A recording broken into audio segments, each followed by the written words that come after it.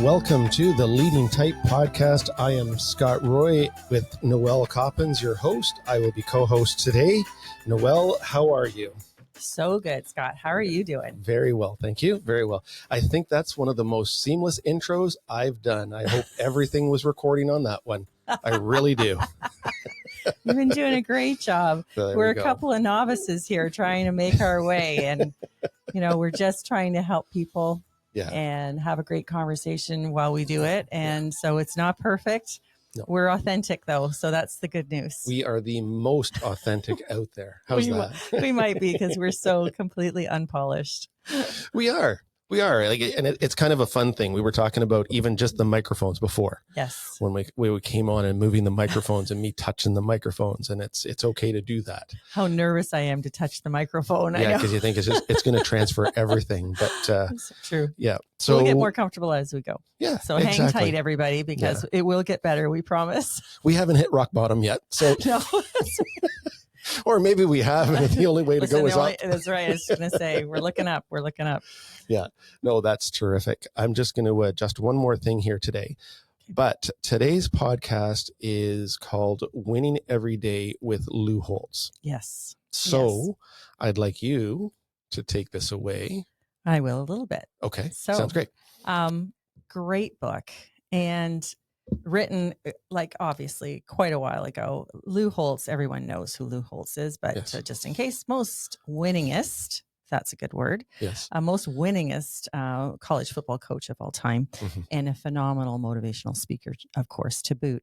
So who better really than to learn lessons of leadership than someone who on the ground floor every day, taking his amazing athletes to championship after championship and working with them and molding them into leaders.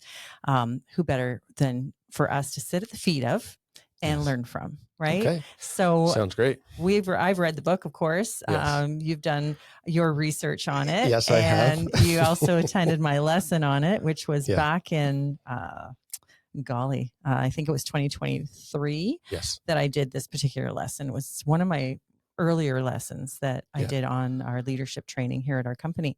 So just a phenomenal guy. And what I love about Lou Holtz is he doesn't mince words. So one of my favorite things that, you have those lines that stick with you, that you read or you hear, whether, in whatever context, and you just think, oh, yes, that is so right. And what he says is successful people don't flinch. And that is very true.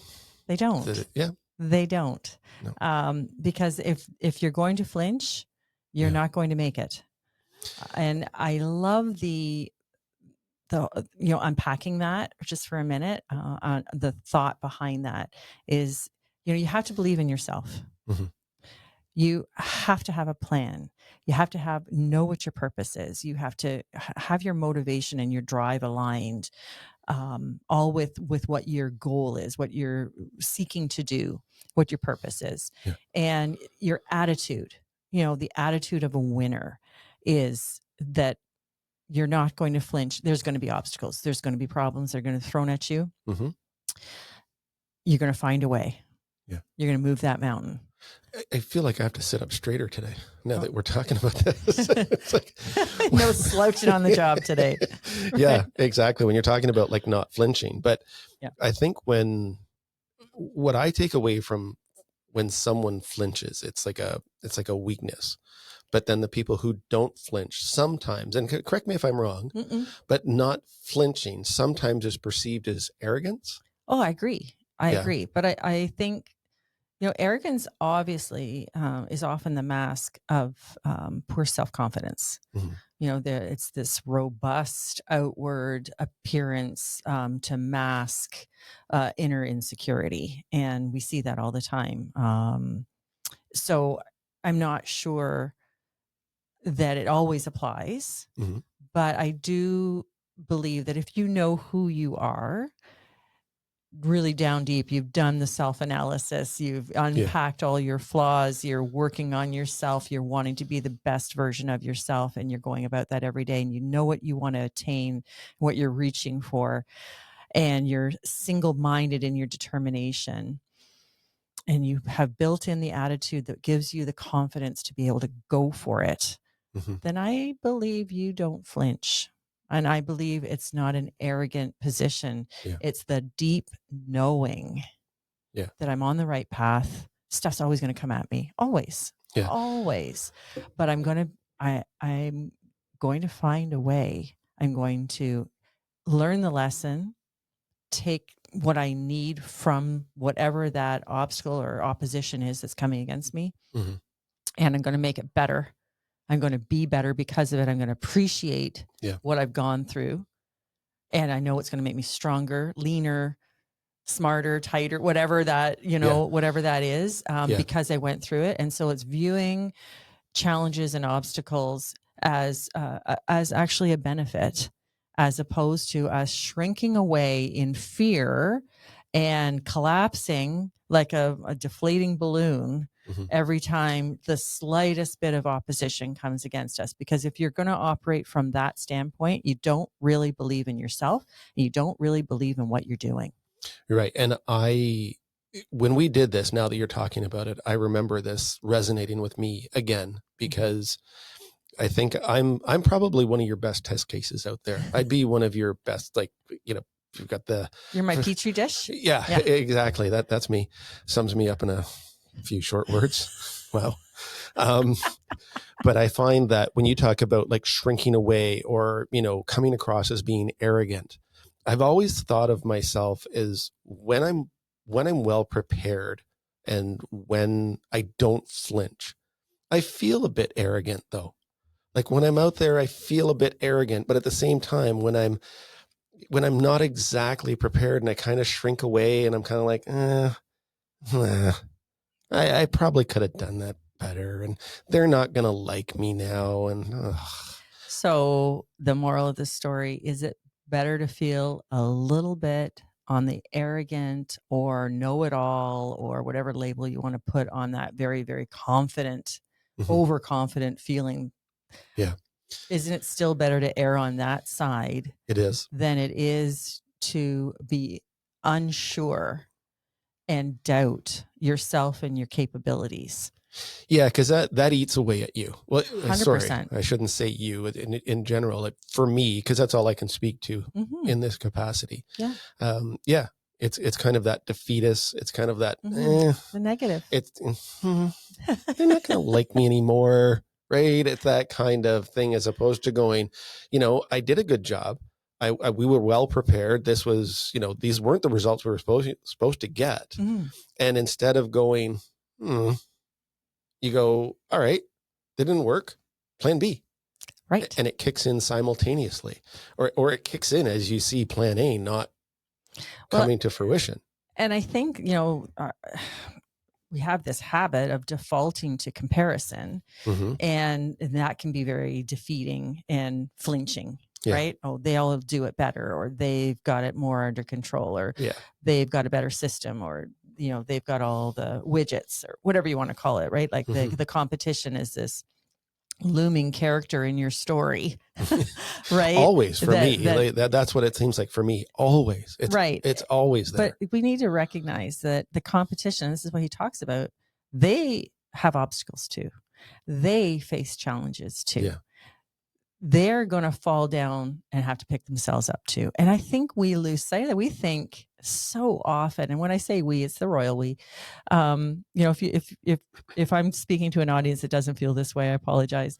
But I think for a large percentage of the population, we seem to view our competition as perfect and inalienable. And you're absolutely right, because that's how I feel sometimes. right? And they're not. They go through their, if you're operating in the same field and you're in a sales environment or you're in some kind of, competitive industry, your competitors are experiencing the same challenges, maybe not at the same time and maybe not in the same way, but it's who's going to get up faster, who's going to pick themselves up, learn the lesson, improve, take it to the next level and not be defeated by it. And you have to perform, and this is what he talks about. You got to be better. You got to be faster. You got to be more insulated emotionally over it. You can't sit and have a pity party in the middle of a football field, and you can't do it in the middle of business either. Like you just, but I think the point is recognize that your competition is always going to be facing the same challenges that you are. And if you just remember that, it will really help you build, I think, your self-confidence, right? Yeah. Well, you know my routine when I get that kind of, it's not the being defeated. It is, it's a swing and a miss. It's I thought I had prepared well enough to do this and be successful. So you were the recipient of my phone call on my half-hour drive home. Do you have 2 minutes? Yes. It is never 2 minutes. It's never 2 minutes. And it's like that old thing. Yeah. Do you have a second to chat? Well, yes, but I don't know if I want to chat with you with what you want to chat about. Yeah. Right. But you're always the one that kind of says, okay, get it out of your system. Reset. I'm glad I'm going to use a bad word here. I'm glad you've bitched and moaned about it. Right. Because that's what it is. Yeah. You've had your pity party. Now move on. Yeah. Yeah. By the time you get home, it doesn't enter the front door. That's right. It is change your state. Yeah. Back to work. Tomorrow is another day. Reset. Take everything you've learned from today and move on. If you don't learn the lesson, you're going to repeat it. Yeah. Right. This is what happens with obstacles. Yeah. It's not like you can just avoid, and think, okay, well, I dodged and I didn't reset. I just dodged and yay. Didn't, but it's coming back. Trust me, it's gonna hit you again. Oh yeah. So you either learn to overcome, or you're going to eventually learn that you just got to lay down and give up. Nobody wants that. No. So the other stuff that a lot of people know this, but I'm going to share it anyways. Life is 10% of what happens to you, and 90% of how you respond to it. And this is all in keeping with how successful people don't flinch. Right. But what I love what he says is, don't tell people your problems. Now, obviously, when my agents call me because they've had a problem, that's a different scenario altogether, because you're looking for guidance and mentorship and wisdom and just like a good soft place to land for a little minute while you have your pity party and then you get slapped and move along. And I'm pretty quick to slap you, let's be honest, in a figurative way, not literal. But anyway, he says, don't tell people your problems, because, and I just love this so much, 90% of people honestly don't care. And the 10% remaining are real happy that you have them. That's true. It's true. That is. And I've read this so many times, and we studied this so much on how our little human brain operates. And we really are on a stage in our brain. We are the main lead character in the movie of our lives. Yeah. And everybody else is just a supporting role. They're a supporting actor or actress in the show that is called me. Yeah. And so, when you complain, when you go on and on and on to people about your problems that aren't in a position where you should be talking to them about your problems, but you just need to go and blah to everybody you see, they don't care, because unless it's affecting them, unless it's part of their play, their movie in their minds, unfortunately, they don't really care. And I love that the 10% of people are actually super happy that you've got these problems. And that's just a little wake up call to remember, that not everybody is on your team. And we all need to get out of our own way and out of our own heads a whole lot. And the more we talk about a problem or a situation or some obstacle or something that came up that has set us back, we're giving life to it too. And, somebody hurts you, somebody, you lose a client, or, customer walks out angry and writes a terrible review about you, and, whatever your business is, and you go through that. The more you dwell on that and talk about it, you're giving life to it. They've hurt you once, and now you're allowing them to hurt you again and again and again and again. Yeah. So don't do that. Yeah. That's the rule. Yeah. And I've received a couple in the past, like either bad work review from an employer, not you. No, not me. And actually it's not the same relationship. If people really understand it, it's not that same, but a bad review from an employer, a manager, let's take me out of the equation, or you get that bad Google review, right? Which I think everybody has. Oh yeah. And that's one of those things that just infuriates me. I've got 322 5-star Google reviews. And I think I've mentioned that before on one of our other podcasts, but it's not possible. Well, it's not possible. Sorry. Super inauthentic. Well, yeah, it depends on the scale of the business. Obviously, it depends on the scale. But there's other things going on there. Yeah. Clearly, when you get into these giant numbers, you've got to be a massive company to garner huge reviews of when we're getting into the hundreds and thousands. But yeah, it's really easy to sit and dwell on negative things. But if you take it to heart that successful people don't flinch, that means you don't dwell. That means that you don't blink. You move forward. So he's got a lot of great advice for us today, and then we're going to get into it. So, ability is what you're capable of doing. Motivation determines what you do, and attitude determines how well you do it. And, ability is, so often people think that they don't have the ability to do things, and they're wrong. We see tremendous things happen, ordinary people doing extraordinary things every single day. And I love, he mentions that in the book, every day, ordinary people do extraordinary things, and today's your day.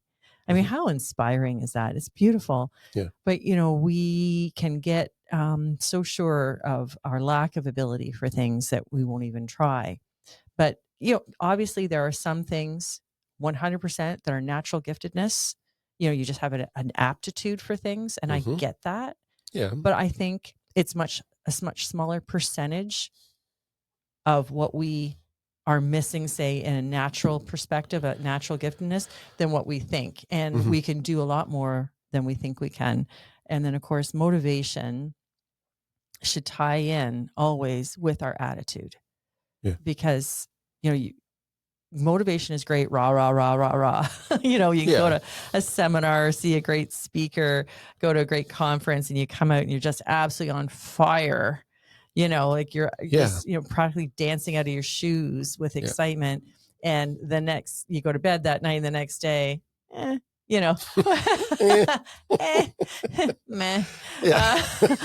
So I think I drank too much to remember most of what I learned yesterday. Yeah, the Kool-Aid has gone through me. So if you don't have the attitude, that motivation is never going to carry you forward. The motivation is great to a point, but it's going to fizzle. It's attitude that'll carry the day always. Yeah. So how are you doing in your attitude, having the attitude of a winner? Yeah. Right. So he says, follow these 3 rules in life. Do the right thing, be the best you can, and always show people you care.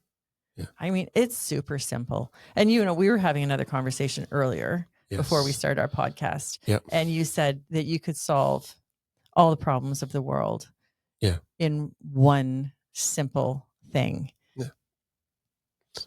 Just be nice to everybody. Yeah. Just be nice. Live the golden rule, right? Do unto others as you would have done unto you. And that's what he's talking about. Always show people you care. Always do the right thing. Always do the best that you can. I mean, it's really so simple. It's just like all things. Simple does not equate with easy. And it's working at yourself and on yourself to be better every day. Yeah. And hopefully, it's podcasts like this that can help people to do that. Certainly it helps us just talking about these things helps us be better. Our preamble and our setup for our podcast is that we run through a lot of these ideas, we bounce them off of one another. Yep. And like when I say, all the world's problems are solved, if everyone, and I do mean everyone, is just be nice to each other, right? Yeah. I've got to work on that. Oh, we all do. Because I know I don't live that every day. It's hard to, but if we were, I wouldn't get mad at that person that cut me off. Oh my gosh, I was just going to say that. I was just going to say that. If I could just get rid of that road rage. Yeah. Yeah. I hope my wife's not listening to this one. But it's being intentional. Yeah. Right. Think about what we're thinking about. Right. And it's, I do experience that once in a while. You get cut off coming down to the office or going out to see your in-laws or going out for whatever Sunday brunch, and it rattles you. Right? Well, I often wonder, my reaction is often so strong, like at this idiot driver. I believe that it's an idiot driver. And I always think, where did that come from, Noel? Like, calm down. Yeah. Like, this isn't going to change your day. But everything in life, and he talks about this in the book, all that we are, everything that is happening in our lives. And, like, there's a whole culture out there that who's not going to want to accept what I'm about to say. Yeah. And that's that entitlement culture, unfortunately. But all of it is the sum of our decisions, our choices, the things that have landed on you personally, that you have chosen, everything is a choice. It's a yes or no. There is no not making a decision. Not making a decision is a decision in and of itself. Yeah, exactly. But he really talks about success or failure, fear and doubt, whatever action or procrastination, whatever you want to call it. Your outcome is always the sum of the parts, and the parts are every decision you've made along the way. They determine the quality of your life. They determine, are you going to hit the goal that you want to hit? And that can be any kind of goal. I'm not talking about a financial goal necessarily. We're talking, or sales goal or whatever. I'm talking about any goal, fitness goal, spiritual goal, health goal, emotional goal, whatever, right? Like there is, we should all have a bunch of goals that we're working on any given time, one major one, and then a bunch of little offshoots. But I think we do. Like, I mean, I've gone through some experiences over the last couple of years, and, moving, I think, brings out a couple of those goals that you want to achieve. So you want to reestablish your new home. You want to establish roots there. That's a goal. So this feels like home. How do we do that? How do we get there? And then in doing that, you lose sight of some of your other goals because those take advantage of it, but they haven't disappeared for me. I know I've got to come back to them eventually. Oh yeah, they're still there. Yeah. Like some of our house goals were, okay, we've got to fix these 4 things in the house in order for it to feel like home. But that means I don't get to go and ride my bike on the trails for 6 months or something like that. Doesn't mean I'm not thinking about it. Doesn't mean I'm not going to go back to it, but I will get back to it once I've accomplished these goals. Finish these goals. And speaking about goals, I mean, we can digress here for a minute because we're a couple of squirrels. Sorry. Shiny. But we've gone through exercises here at the office many times where I have our agents write out 50 goals. Yeah. And you think, okay, so the first 5, 10, even 15, you can rattle off pretty quick, right? Yeah. And then you start scrambling. And you realize how specific now you've got to get, because you have these very kind of all sweeping statement goals. And now you're starting to break it down, and you're breaking it down, and you're breaking it down, and you're getting very, very specific. And while you're getting very, very specific, you're getting very, very deep, because you're starting to figure out exactly what is important to you. Yeah. And I think that's such an important exercise. But here's the problem. Everybody does this exercise and then they shove it in a drawer and they never look at it again. Well, they do when they clean their drawers out. Okay, yeah. Which could be 2 years from now. I was going to say, yeah, exactly. And you come back to it, it's in this journal that you tossed aside. And, just because you wrote it and just because you went through the exercise, now you have to actually have a plan of action to attack it. And you have to have the motivation to keep attacking it. And that comes from your attitude towards it.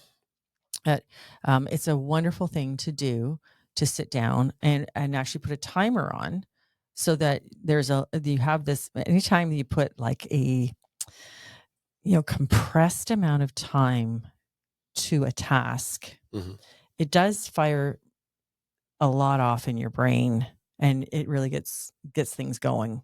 Yeah. And it's quite a great experience for yourself to actually have to produce that under a specific amount of time, because you're going to see, like, you're just writing. It doesn't matter. You're just writing stuff down, but when you read it back, you're going to be like, I didn't even know that was in me.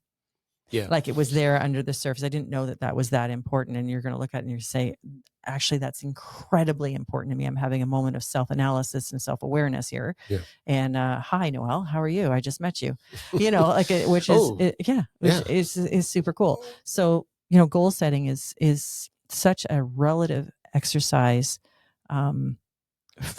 relative to where you are, how well you know yourself, and how well you want to get to know yourself. Yeah. Get to know me. Yeah.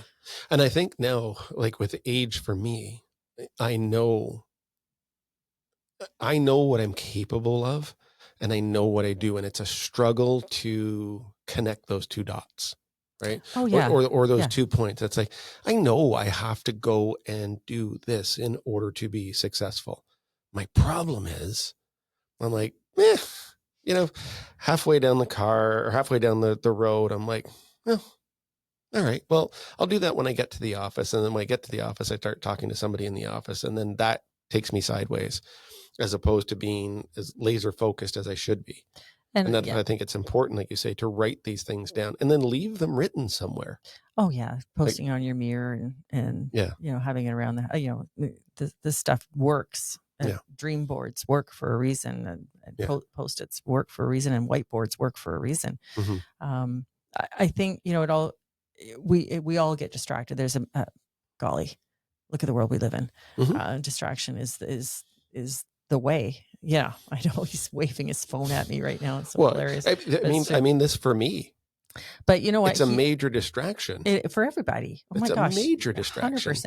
100%. And then it's like, cause it flashes, you're like, yeah. And back again. You're gone. Yeah. And you've gone from, let's say, being more on the offensive to suddenly we're now defensive, right? Because usually, you know, we're now going into, instead of attacking your business and heading towards the goals that you want and doing that, carving all that out, now we're in service mode for a moment, or distraction mode, as something comes up that we have to solve or serve. Yeah. And selling is such a noble profession. I think, we need to always claim that.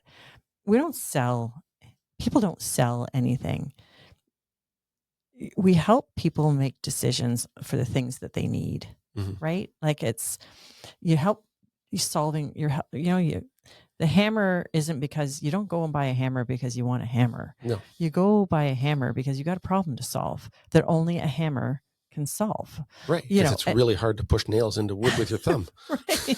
So, recognizing that sales is incredibly noble because we're helping solve the problems of people. Yeah. But in sales, while we're in sales, we have this huge service component that is very reactionary. So while we're trying to move things ahead for ourselves and goal attain, we have to do this service route too, and it's easily distracting. And that's why your why has to be so big, and that's why you have to be so laser focused. And coming into what you just said, he says, a little bit of perspective for you is, don't let your limits limit you. And there's certain limits that are going to, I'm a 58-year-old woman. I can't take up ballet. Yeah.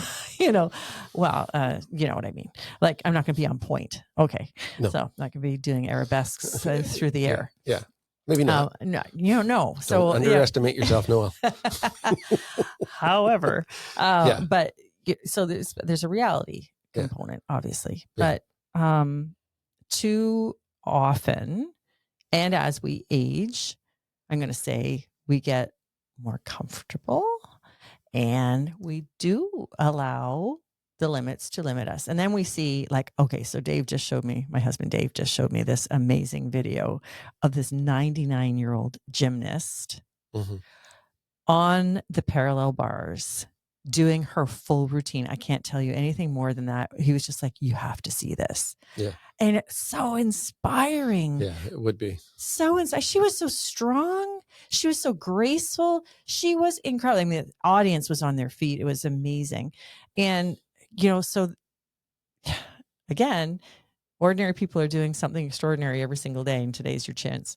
Yeah.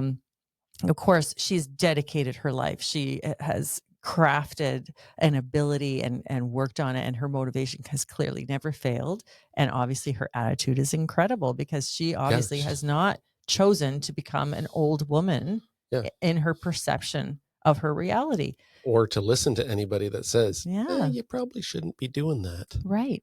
Yeah. If she goes down and breaks a hip, yep. But she said, I'm always inspired by the greatness in seniors. Yeah. When you see, people in the Olympics, the Olympics for the elderly. I want to know if that's politically correct or not, that I just said elderly.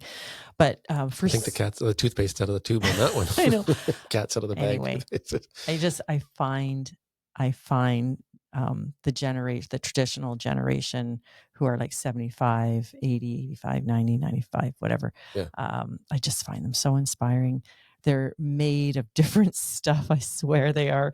But they totally are. I love their attitude. I love their perseverance, and they inspire me so much. I have a 95 and a 96-year-old couple right now that are clients of mine, and I just love spending time with them. Yeah. I love learning at their feet. I love the wisdom they share and their gusto for life still. And I know some really old 35-year-olds, just saying. Yeah. Yeah. The ones that kind of like myself, where it's like tying my shoes is a bit of a challenge sometimes in the morning. I'm like, yeah. Okay. So, here's a line for you from the book. Remember that the only difference between champ and chump is you. Yeah, that's probably pretty accurate. And that's pretty great. It is good. Yeah. You've hit me with a couple in the last couple of days where I was like, I'll check my phone and be like, I can't argue that point. She's right. Yeah. Learn to finish a text message conversation, Scott. Oh, come on. Oh, come on. I know I'm terrible for that, though. Yeah, I know. But you know what it is? I am completely aware. Like, I live that reality with you. I'm sitting here trying to explain it to the person I actually did it to. Yeah, don't bother. That's not going to work for me, is it? What did I call you? I said, okay, Mr. I suck at returning text conversation messages, but somehow I get away with it all the time because I'm so nice. Yeah. I forget what I wrote. That's your new title. It's your charming personality that allows you to get away with it because, man, you aren't very smart. I had it all hyphenated out. It was a whole... It was a whole paragraph of a new title for you. I think actually one of the ladies that work here has said it's a good thing you're a nice person. I'm like, why? Because I'm not very smart. We all rely on our personality. Once in a while, it's a good thing you're charming. I managed to bribe my way through some of the things I need to get done. Listen, it's a good job I'm a talker. That's all I'm saying. It's a good job I'm a talker. So 10 steps to winning every day. Let's go over them because I think this is great to unpack. So we've talked a bit about it already, but the power of attitude. And it's such a critical component, and only you can work on your attitude. Mm-hmm. That it doesn't come from an outside source. Yeah. You can't let it be influenced by an outside source, that's for sure. But nothing that anyone else can say or do to you can really ultimately do anything for your attitude but you. It's up to you. It's all on you yourself to do something to improve your attitude. So if you're struggling with a poor attitude, read the books, listen to podcasts, or listen to Motivational speakers are take in what you need to take in, do a lot of self-analysis, and recognize that the results that are in your life right now are a direct component to the choices you make, and the choices that you make are usually a result of the attitude that you're carrying with you all around. Yeah. So you can see the world as a world of opportunity and the glass half full, or you can make the choice to be a negative, pessimistic person that just sees nothing but trouble and the glass is half empty. It's all up to you. Yeah. No. And at the end of the day. And that's very much applies to me. Right. Yeah. I know there's probably other people out there maybe listening and said, oh yeah, that's that makes sense. But I know definitively it's my attitude towards things.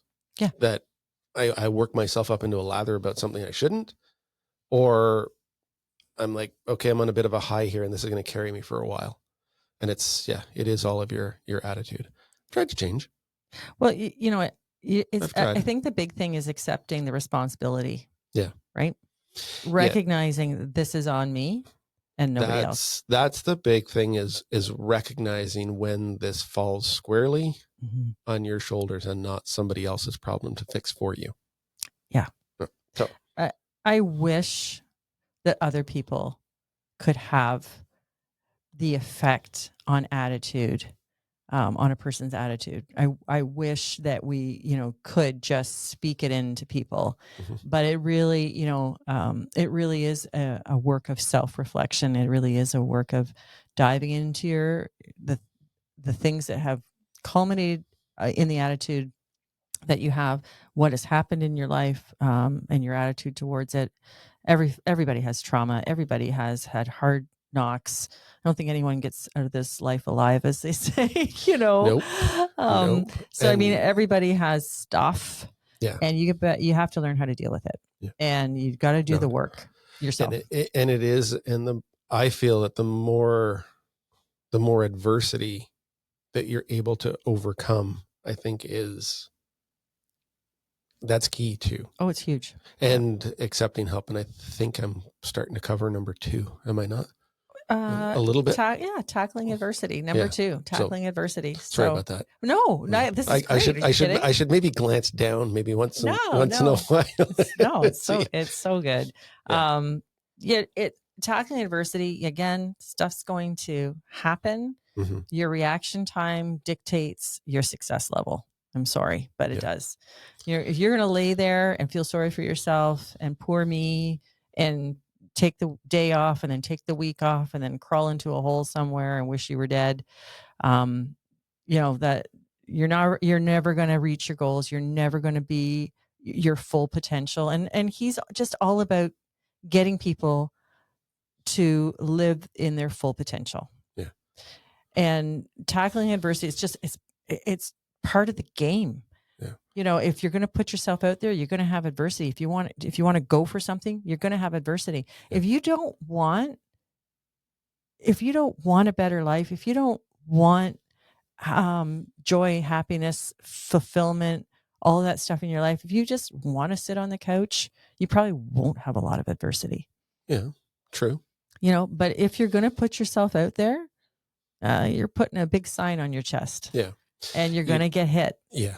Yeah. You're definitely going to take your fair share of hits. And I will agree that, you're going to, when it's something as simple as task as, trying to acquire new clients in whatever business stream that you're in, that client acquisition's got to be one of the toughest things to do.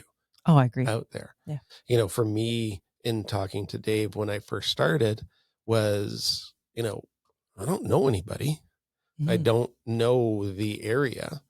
And his very simple advice was, well, then get out and start talking to people. Yeah. The more conversations, the people you have, the more business you are going to do. Yep. And I think that's across the board. But where I was going with that, with the adversity sometimes, is sometimes adversity hits you and it's nothing you've done. It's nothing that it's not a result of something. It's something that has crept up. And for me, years ago, because I'm going a little bit off the script here, but it was depression. What script? Well, yeah. Well, I've already went from 1 to 2 quickly, and then I'm probably on to 3 already. Anyway. But for me, it was depression. And I won't say it, hindsight, yes, it didn't come out of nowhere. But at the time, it was like, what is going on? Like, what is wrong? Like, I just don't go to bed earlier. I get up earlier. I go to bed later. I get up later. I do this, I do that. And it's all of a sudden, it just creeps in. Right. And you're like, where the heck did this come from? And it's, I'd always said, he's probably making it up, or she's probably making it up. Right. But that was one of those things at the time in my life where I was like, what? Like, where did this come from? Right. And it takes you down. Yeah, that's why it's called depression. Right. And it's weird for someone who's always upbeat, for someone who is always, doesn't, and all of a sudden it's there. And for you to be so honest about it, which is amazing. But like, let's face it, through COVID, a lot of people had depression. But this was 25 years ago. Like, I was half my age. Right. What was wrong in my life? Like, what was terrible? There was no family trauma at the time. There was nothing going on with work. There was nothing going on. It just kind of, it crept in, and it was the weirdest thing. And it probably would have kept going had I not finally said, this isn't going away and I can't fix it on my own. I need help. Yeah. Right. Yeah. Like, I need help. And that was the day I got the help. It was weird. It was like, went and talked to somebody about it. And I was like, it's kind of like I almost don't need the help anymore. Yeah. Like, day one, it was like everything came off. Everything came out of off your shoulders. And it was just, okay, we'll continue on with this for the 8 week, but I almost felt so much better. Yeah. So tackling adversity is one of those things for me. And that's what you did. Yeah. And you're better for it. So much better. Yeah, of course. And you could let that fester and just shoved it aside. And who knows what kind of damage that would have done in your life. Right. So it's, successful people, they don't have an alibi threshold. He talks about an alibi threshold in there. Because, again, they face the opponent down the field, right? And they're going forward, and they've got their plan, and they move forward. And it's how fast can you get up? Yeah. Get up and get the ball again, right? Yeah. In his world. But in our world, it's the same thing. Yeah. And your competition's going to going to get hit too. And you need to be up faster. You have to learn the lesson faster. And you've got to be more on the ball. And otherwise, you're not going to hit the target the way you want to hit it. Right. So it's and depression is something that you have to like. There's a lot of mental components that, especially in sales. Yeah. Let's be honest. In sales, so often it's such a personal. It feels like such a personal affront when we get rejected. I don't care what it is that you're selling. We can take it very personally when we don't, quote unquote, sell. Again, secure whatever it is that you're trying to secure. Not crazy about the term, but when people reject our help, let's put it that way. Yeah, and that's something I struggled with a lot. Yeah, and it can attack when I first started. Right. Like, this is an awful lot about me today. That's all good. But it was one of those things where I would hear, it's not personal. It's just business. And I'm thinking, this is the most personal affront I've ever had. Yeah. Right. Like, this is someone who I've put all of my effort into, giving you a great presentation, giving you my solutions, giving you our objectives, giving us the company's overview on how to help you. And then someone says, nah, I'm going to go with somebody else. Oh, but it's not personal. Yeah. And our problem in our field, and like so many fields, we don't actually sell like a widget, right? Like we are the widget. Yeah. So it is very personal. True. I used to sell widgets, but that didn't work out so well. But there's a lot of fields that are like that, right? Yeah. So I just think, being aware that it isn't going to be an easy road. Mm-hmm. Be prepared that there's going to be adversity that you're going to have to tackle, and you're going to take it on. Write it, up front. Yeah. Know it's coming. Be prepared, and don't be afraid of it. Yeah. Okay. 3, have a sense of purpose. So, I mean, it's pretty self-explanatory, but you have to have a sense of purpose. You have to, old sayings, right? Like, if you don't have a target, if you don't know where you're heading, how are you going to know when you get there? You have to have that sense of purpose, and the understanding that whatever it is you do, it doesn't matter what you do, that you are contributing to the greater good of society by doing it. Mm-hmm. And I think we all short sell ourselves in that regard. I think we forget whatever, and I don't care what you're doing. I don't care if you're serving coffee at Tim Hortons or you're doing a huge land merger or whatever, or you're a hedge fund operator. I don't care what it is that you do. Recognize that you are an important piece of society. You contribute, you have purpose. And you need to go about what you do with that feeling of purpose, that you know that you are contributing, that you make a difference. Yeah. So would that be the best parallel I can draw to it? And I'm gonna go back to a sports thing, because we're kind of on with Lou Holtz being, a positional player playing hockey or playing football doesn't have the same spotlight on them that the running back does, or the receiver does, or especially the quarterback, right? Like, very high profile roles. But if you take that linebacker out, or you take that one person out of the offensive line, or you take the one power forward out of that equation, it instantaneously shines a light on that vacancy, and the others can take advantage of it. Yeah. Right. It's such a good analogy, because it's the truth. Right. So you may think that, okay, I don't have the spotlight like the quarterback does, or, we'll take it to a hockey related, like Connor McDavid. But if you take one of those line mates out, you've handcuffed them. They can't perform at their level. And all of a sudden you realize, I am a pretty important little cog in here. I do make the machine go forward. Right. Because as soon as you remove it. So I think that's one way to look at. I do too. And, somebody who doesn't have objectives, that doesn't, understand that they have a purpose and know what that is, and feel that they're fulfilling it, that they're living it out every day, they'll flounder every time, because you don't really what am I here for? Yeah. Do I need to show up today? Do I need to put in 100%? Yeah. Do I need to don't do really know what I want to do, or who I am, or what am I doing, or it's kind of that whole lost perspective on the reason why they're doing what they're doing. So you need to know why you do what you do, and when you do, you'll be much more focused on doing it well, right?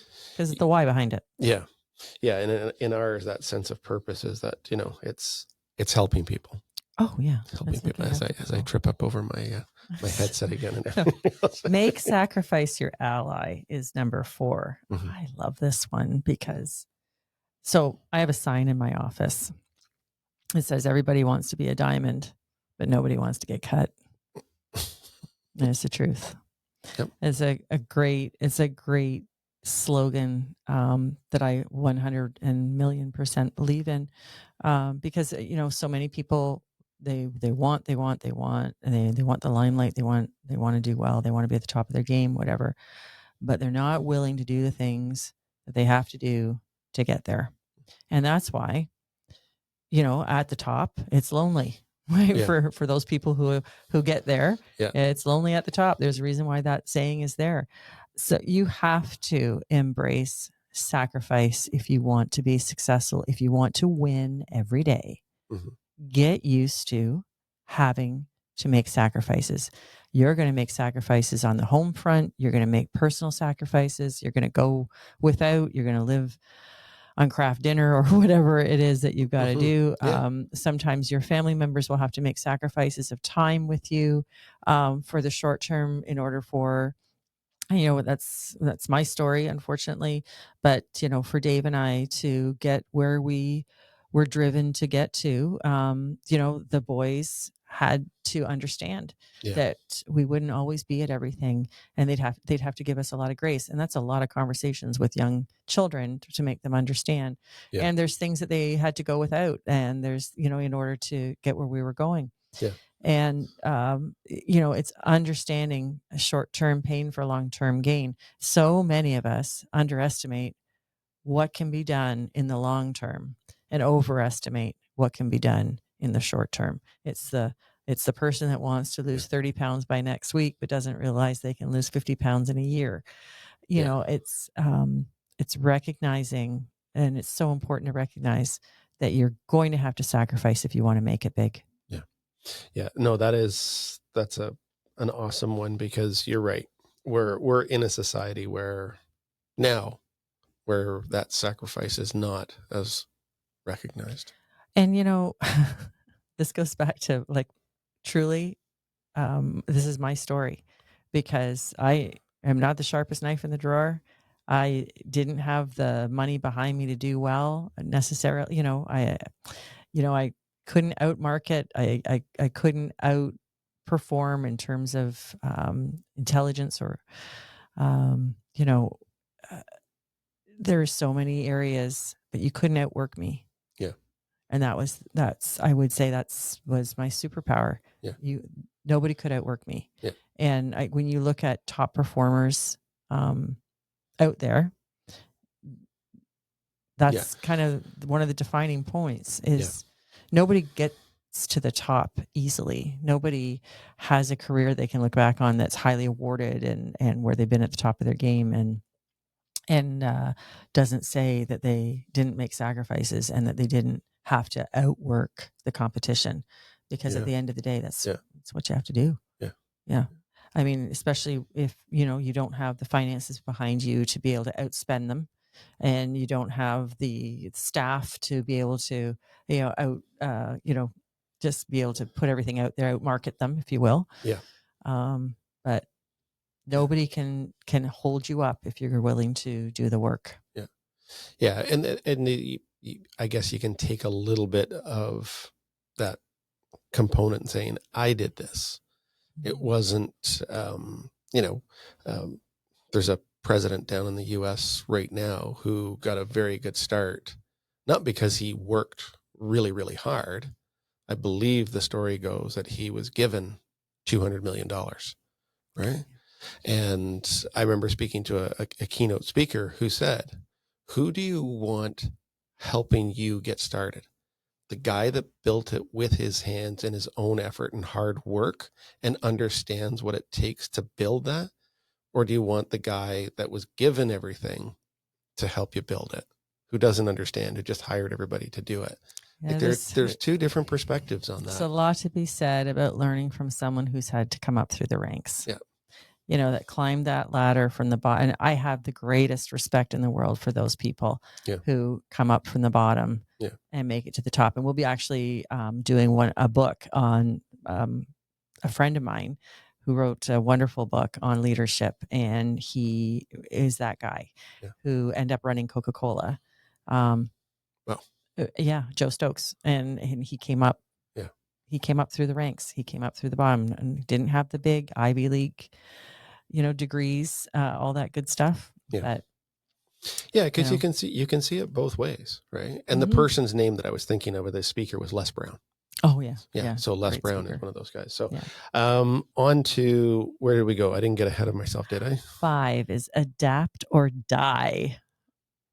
And sounds harsh. It's harsh, sounds but harsh. Wow. You know what? You embrace the fact that things are always changing, or you'll be left behind. And it's the truth. And come on, I don't like change. I would think that I would be in the popular majority there, that most people don't like change. We get comfortable. We like things the way they are. Yeah. But and then there's the early adopters And I so appreciate early adopters, and I wish I was an early. I'm absolutely not. Mm-hmm. I'm the latent adopter, but I love early adopters because I think they're so brave and courageous. But anyway, get used to change. Change is always happening. Nothing is static in the universe, and it never will be. And so we're always evolving and changing, and so is our life circumstances, and so is the marketplace. And so get used to it and start being a change maker yourself, or at least being open to change and adapting to new sets of requirements, to new economic climates, to all of that. You and in our industry, holy moly, in our industry, in the housing industry, you had better be nimble. Yeah. You got to pivot pretty quick. You do. Yeah. The industry I used to be in that was a slow burn. That was one heck of a slow burn for that industry, just to kind of go, but when it did, it drove straight off the cliff. Like it was like, doink, done, and hit the bottom. Yeah, it's really sad. And, we've seen lots of great examples of this in commerce and in industry, of companies that were reticent to change, reticent to adapt. And, and unfortunately they're just in our history books now. They're not actually out in the marketplace. Yeah. So what you have to be careful of is that once you are at that tippity top of your game and you're doing really well, and you're that elite lane that you're in, you're there, you have to be careful that you don't stop adapting, that you just kind of, again, settle in and get comfortable, because the guy behind you, he's adapting as he goes. Trust me, because he wants to be where you are, and he'll knock you right off that perch. I think the one that sticks out in my mind the most, as far as a large recognizable company, Kodak. I know. I was thinking Kodak too. I was totally thinking that, because it's just, like, like you used to take a Kodak picture. Yeah. It was actually a noun or a verb. Yeah. That was, it was like a noun. It was like Kleenex. It is just exactly. Right. Yeah.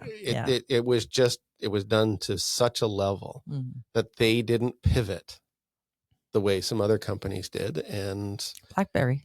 Yeah. BlackBerry's another one. I mean, it's just, and I loved my BlackBerry. Oh my goodness. I love my BlackBerry. I still have an old BlackBerry. I'm hanging on to it for a while. Good for you. But they're I don't know what you're doing with it. You're not sending text messages because you're not good at finishing them. Anyway. Ouch, okay. That came full circle. There it was. Boom. Wow. 6, chase your dreams. Okay. Chase your dreams. We do have to, everybody needs to still dream. I don't care how old you are. Yeah. I don't care how old you are. Reconnect with the child inside. Think about the times as a kid you'd lay out on the lawn and you'd look up at the clouds and just dream, and you were an astronaut and you were a dancer and you were whatever, and like reconnect with dreaming. It is such a beautiful thing to do, and it's a gift to yourself. And I think we really stagnate in our creativity, in our imagination, when we stop dreaming. And, chase those dreams. He talks about an acronym called WIN. And it's what's important now. Okay. And that really helps with distraction, right? To stay laser focused.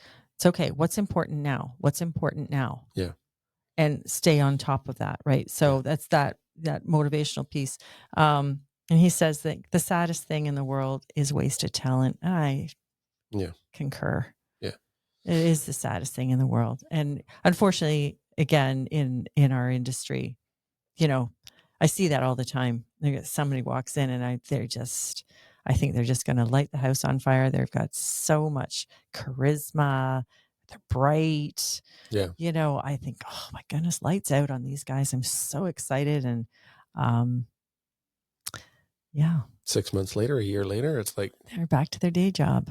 Yeah. Yeah. And I just think, what a waste of talent. It just breaks my heart. Yeah. So, what's important now will keep you focused on attaining those dreams and goals that you want, because it will bring you back every time, you start to drift. Is so deadly. We all do it, and it just, it recenters us and takes us back. So take that to heart. Yeah.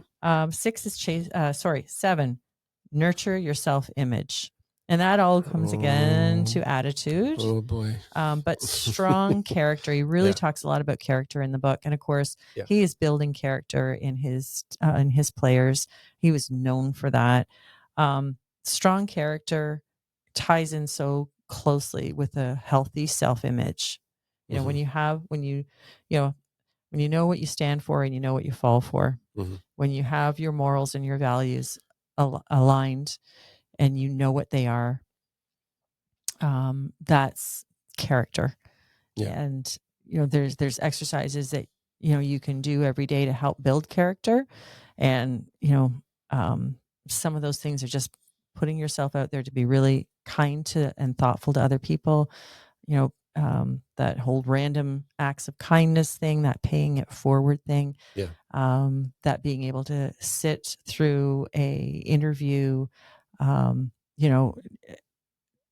where your boss is talking to you about where you're, falling down, and that critical kind of talking points, that can be hard to hear, but that, having a trusted friend critique you, having a trusted friend listen to what you're doing in your business, and analyze from the outside kind of where the holes are, where the needs are, all of that stuff. That's character building. You've got to be able to let some outside eyeballs in to help you self-analyze and improve. And you've got to put yourself out there at the same time and actually do some stuff that's kind of out there and bump into people, if you will, and interact and feel good and build character. But self-image here, I just want to clarify. Self-image is not this, right? This is not standing up in front of the mirror and going, I've put on a couple pounds. No, right? And it's also not tied up into what purse you carry, or what shoes you're wearing. Right. That can't be where you find your self-image. That can't be where you find your value. Your value needs to be intrinsic in who you are and what you stand for, what your beliefs are, and what that you trust in you, in yourself, where you put your faith. And that you, again, trusting yourself and liking yourself. There's an idea. Yep. So sounds good. I'm not so sure well, maybe I do. Go ahead. Number 8. Foster trust. Help me out on that one. Well, help me out on that one. Well, it says here, it takes discipline and decency to do what's right. To do what is right. Yeah. It's choosing the high road, right? Oh, okay. I see. Yeah. Yep.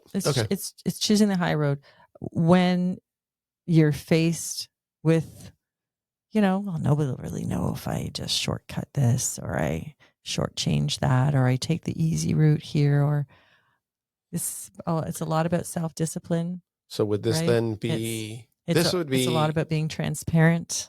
Okay. So this would be kind of the scenario where your client, your customer, whomever may not know that you've made a mistake. Right. But you being the one and coming to them and saying, look, this one's on me. I made the mistake. And I'm sorry. 100%. And maybe it wasn't even your fault. I had a situation this week where I'm not sure it was my fault. Yeah. There's a lot of keys to a house that's, anyway, long story short, it's an estate sale and there's a lot of keys to that house, and there's a door handle that shouldn't be locked, but somebody locked the door handle. And so someone had to call a locksmith and get that fixed. And I just said immediately, I'll take care of it. I'm not sure if I was the last one in, but I was in last week, and I might've been the last one in, and it could have been on my watch that happened. Yeah. So not a problem. I'm just calling the locksmith and we're just getting it over here. Let's not worry about who did it. Let's just get fixed. Yeah. But you build trust with people when they know that you care. Yeah. Right. When they see you in action, that you are going to do the right thing for the right reasons. Mm-hmm. Yeah. And I think that transparency is a huge deal for me. Yeah. Being genuine and authentic. And I only want to work with people and I only want my service providers to be like that. And I only want to buy from people who operate like that. And so, I just, can I trust you? It's a huge question. Yeah. Do you trust yourself? It makes more sense now, but and that's kind of where I come from. It sucks. It really does, to be the one to say, like your scenario. Yeah. I'm not sure I'm the one that made the mistake, but a mistake was made. Yep. And I'm going to own it. Well, right. And if I did, I'm truly and genuinely sorry. That wasn't my intention. No, of course. Right. Yeah. But okay, how much can I go off on a little tangent or no? I don't know. All right. I want to go off on a tangent because there's some of this. A quickie. Okay. All right. So earning someone's trust. So we had work done in our property, and I'm not going to get into all the details of it and the minutia of it, but 95% of the work was done, and 95% of that work, nobody's going to see. Yeah. Absolutely nobody's going to see. And it was done well. Mm-hmm. All the work was done well. And we'd step by step through the process. Anyways, there is one finishing step that happened. And that finishing step was ruined. Oh. Right. So the finished product was ruined. Right. And our reaction was visceral to it. And all I wanted back was just ownership of it. Mm-hmm. Right. And I tried explaining it a couple of times in a couple of different ways, and it didn't work. And my one analogy back was, okay, if you were to purchase a car, okay, and everything worked on the car, the seats worked, the engine worked, gas went in, turned on every day, but someone just did something to the exterior of your car, and it looked terrible. Mm-hmm. Would you accept that, even though it's only a small component to it, 1% of it that was damaged?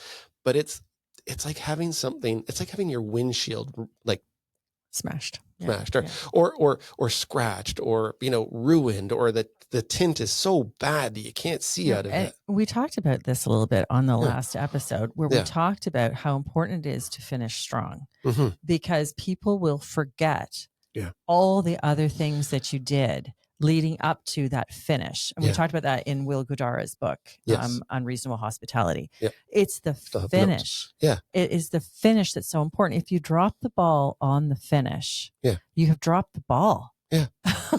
And it was, it doesn't matter what led up to it. And it was, it's a series of emails back and forth. It's a series of conversations back and forth. I'll condense it right down right here. But all I wanted was, I'm sorry, let me make it right. Yeah. Acknowledgement. That's all I wanted. Yeah. And that's what most people just need to be heard. They need to be heard, and they need to know that you care, that service provider cares that it wasn't done right, and they care about your response. Right. Yeah. What I didn't want to hear was, well, I don't know if it was sunny that day. I don't know if it was snowing that day. I don't know if I had, did I clean it? You're the professional. Right. Mm-hmm. And what I have right now is a product that I'm not happy with. Right. So all trust was broken. Like, he completely lost your trust. But it could have been 10 times better. Oh, for sure. If it was, what? I'm sorry you're this unhappy with it. Everything else went well. And you're right. Everything did go well. But they still lost the game. This is the point. Right. Everything can go well. Right. The team can perform. Everything can be great. But if you don't bring it across the finish line, you still didn't win. I know. And I was very clear. It's like, this is not an indictment against you or your crew. Mm-hmm. A mistake was made. Mm-hmm. Mm-hmm. Honest or otherwise. Mm-hmm. And, the kind of the questioning back and forth, well, do you think I did this intentionally? And I'm like, no, that was never part of the equation or conversation. And it's, that is a default mechanism in so many of us that we will automatically say, well, do you think, you get this defensive posture? You think I did it on purpose? I mean, this is a really good lesson for all of us to take in, because, we're all, hopefully everybody that's listening is in some kind of like service providing mode. And, that's not ever the position to take. The position to take, and I'm not saying that the customer is always right, because, you're not going to be a doormat to get walked all over. No. Yeah. But there has to be an acknowledgement, and there has to be a meeting of the minds that, let me know your grievance. Absolutely. Can I solve this grievance? Yeah. Is there a way for me to make this customer happy, or at least content with the outcome? Can I handle this in such a way? So, I've counseled so many of our agents, because they deal with so many providers. You got stagers, you've got all kind of photographers, you got people that coming in and out of houses that they represent us every day, but it doesn't always translate the same way if you were, able to do it yourself. But you can't do every single piece of, you can't be the lawyer, you can't be the financer, you can't be the photographer, you can't be the sign installer. There's all these things that you can't do. So you trust your service providers, and it's like so many industries, you've got all these service providers that come to the table for you to serve that client. And all you're looking for at the end of the day is, how can I make this better for the client, even when it's not my fault? It's a reflection on me from that service provider. And I've counseled my agents. So maybe you can't fix it, but you can send flowers. You can go see them. You can sit with them. You can, take them a gift. You can take them coffee and muffins. You can show how interested and how much you care. And I can guarantee you, if your guy had come to you with that heart, his heart in that right place, owning it and saying, Scott, I can't fix this. Unfortunately, this is something that's kind of a permanent thing, and I can't undo what was done. And I know it was wrong, but I want to make it up to you. I'd like to send you out for dinner, or I feel terrible about this. Let me come and see you and Denise, and, show me, and I'm going to tell you maybe what can be done. Send flowers. I so believe in flowers, but it's because it's the gesture and it's the heart. People are looking for, how is the heart situated in this? And so often we see, unfortunately, the same kind of response that you had. We see this response where it's not my fault. I don't know if I did it or not. Like the casting of blame elsewhere, or, which is just almost gaslighting at this, for most people. It's gaslighting. And this hesitancy to own the mistake that was made, that was on their watch, that's how I always put it. It was on my watch, so I'm taking care of it. But it's the thing that separates the men from the boys. I'm sorry. It separates the amateur from the professional. It separates the person that has class, if you will, to the person who is faking it. And it's super unfortunate. But you'll never foster trust when you don't come to the table with some kind of resolution, some kind of position that you want to make it better for that client. And it doesn't have to be a full fix. It never has to be, sometimes it depends on the nature of what it is. But so often it can just be that they heard you, that they see that you care. And there's nothing like doing these things in person. Like, get away from the computer, get up off your butt and go and see that customer or client, so they can see in your face your true heart on the matter. They can see that you are truly sorry. You really care. And, most things people will accept. They'll say, well, I know we can't do anything about it now, but at least, man, they were great about that. And if the response was different, I would be in a position to say, you know what? Okay, not everything's been perfect, but I don't have a problem referring this person or telling my friends and family about it. And I'm at the point now where it's like, well, I showed you no character, right? And so it goes back to everything we're talking about today. Where's your character? right? Where's your attitude? So you're getting poor character, you're getting poor attitude, you're not fostering trust. You don't, it's textbook. It's textbook opposite to everything that we're talking about today, and it's and it's just which is perfect. It's very timely. It's weird that it's so fresh in my mind. It's such a happened last week. Well, and it ties in with number 9, which is commit to excellence, which is just I don't need to say more than that. Commit to excellence. Yeah, there is no other way. And if you have to fix things or you have to redo things, or if it's going to cost and it costs you money, and maybe it costs you everything that sale would have made you, or maybe it costs you everything that, in my opinion, just my opinion, as you just try to make it right for people as much as you can. And, there's always going to be extenuating circumstances. You need to do all your homework. You need to be Sherlock. You need to do all your homework on it. You need to bring all the facts to the table. You got to cool down the emotions. Be very logical about this, but you have to go and see people in person when there's a problem. And I did have one. I won't get into the details again because it's not, we're getting a little long on yeah, we are. But it was, a lawyer said to me, son, that's tuition to the school of hard knocks. Well, there you go. Sorry about it. That stuck with me. That's going on 8 years ago now. I will never, ever make that mistake again. Never. Well, that's very true. Never. Right. So School of Hard Knocks. So number 10 for winning every day with Lou Holtz. This one's about me. It is. Go ahead. You share it. Handle with care. Handle with care. You're such a baby. I'm as soft as table butter. That's been left out in the snow. No. So it's the golden rule. Yeah, it is back to that golden rule. It's back to the golden rule. And, in your circumstance and in so many circumstances, if people put themselves in that same position, that treat other people as you would want to be treated, it would be a different outcome. And, it's all the position of the heart. We're going to study at some point Andy Stanley's amazing book that is all about the heart. So that'll be an upcoming episode. Yeah. But anyway, the point is, do your best always. Yeah. Commit to the excellence and treat other people as you'd want to be treated. Yeah. And if you just operate from that, it comes back to what you say, we could solve the world's problems. Yeah.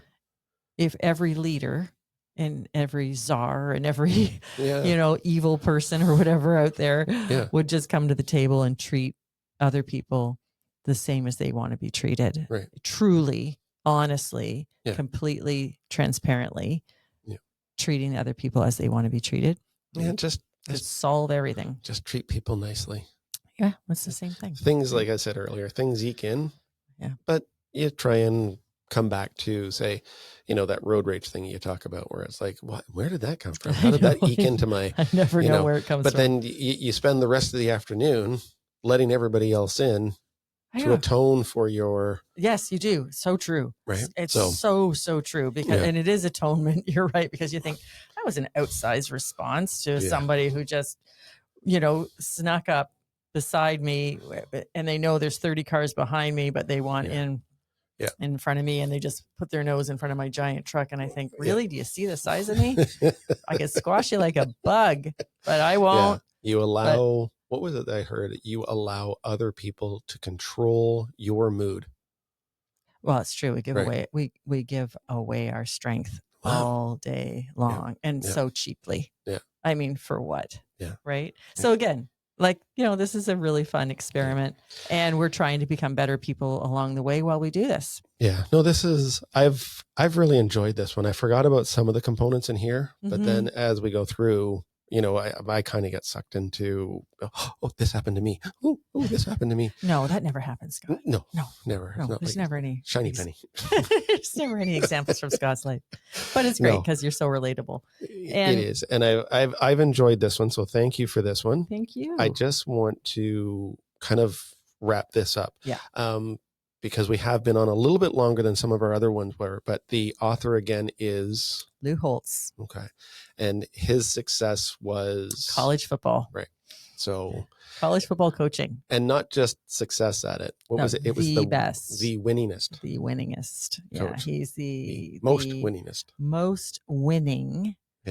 College football coach of all time, and an amazing speaker. And I had the privilege of seeing him live over my decades and decades and decades in this business. And he is a wonderful speaker. Okay. And so I thought we would bring this book to the table today. Just again, delving into leadership. These are all components of how to be a great leader. And remember, everybody leads someone, even if it's just yourself, but you're leading your children, you're leading your friends, you're leading your coworkers, you're leading in every aspect of your life. So don't think you're not a leader, because guess what?